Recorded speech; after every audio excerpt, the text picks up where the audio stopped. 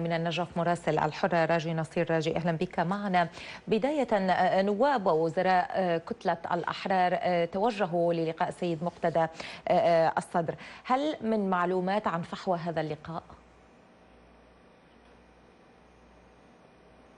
نعم زينة، مساء الخير. بالفعل مصادر في التيار الصدري أكدت أن الوزراء وأعضاء الكتلة الصدرية والدرجات الخاصة قد وصلوا إلى النجف، لكنهم لم يلتقوا بالسيد مقتدى الصدر حتى الآن.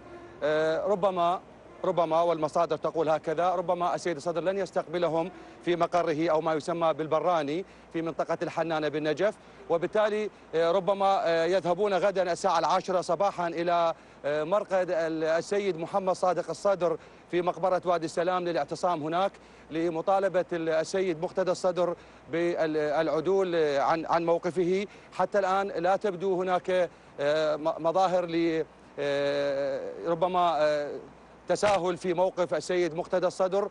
التيار الصدري هنا في النجف يتعامل بتعتيم كامل مع الموضوع، لا أحد يستجيب، لا أحد يرد على الهواتف، كل شيء في حالة ترقب. لكن حتى هذه الساعة الوفد لم يصل إلى السيد مقتدى الصدر ولم يلتقيه السيد. ربما كما قلت لكم يوم غد سيكونون أمام اعتصام في قبر السيد محمد صادق الصدر. لدينا اليوم أيضا في النجف عضوة في كتلة الأحرار أيضا أعلنت تعليق عضويتها، بالإضافة إلى الأعضاء السبعة في مجلس النواب.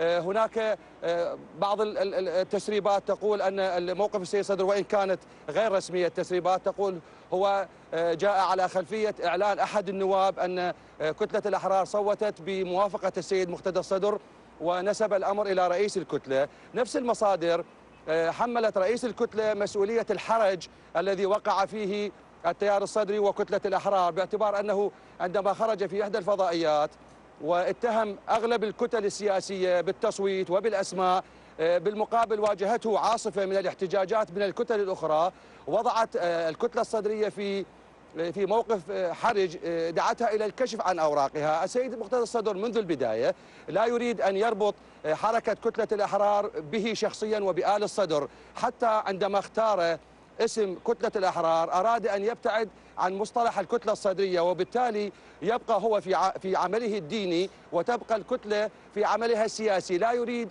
أن يزج اسمه في العملية السياسية. هم أحيانا قد يرجعون إلى السيد مقتدى الصدر، لكنه كيف كانت ردود الفعل راجي تجاه قرار شرعي وليس سياسي، تجاه قرار مقتدى الصدر اعتزال السياسة خاصة في أوساط الحوزة؟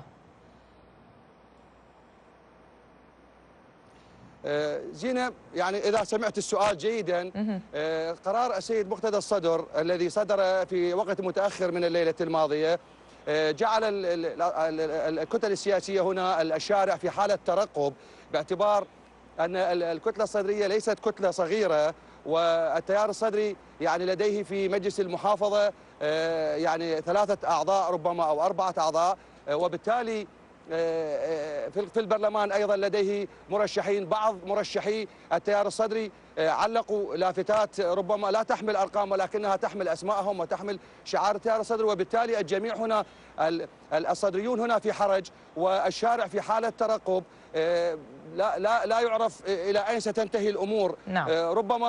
ربما يعني القادمون من بغداد سيقنعون السيد مقتدى الصدر بالتراجع، لكنه مستبعد أن يتراجع بسهولة، لأنه سبق له أن استجاب لرغبة الناس. ربما ربما نكون أمام وفود شعبية كما حصل في المرة السابقة قبل أشهر، عندما السيد مقتدى الصدر أعلن انسحابه أو ابتعاده عن الساحة. نعم. أيضا جاءته وفود من كل المحافظات واستجاب لهم.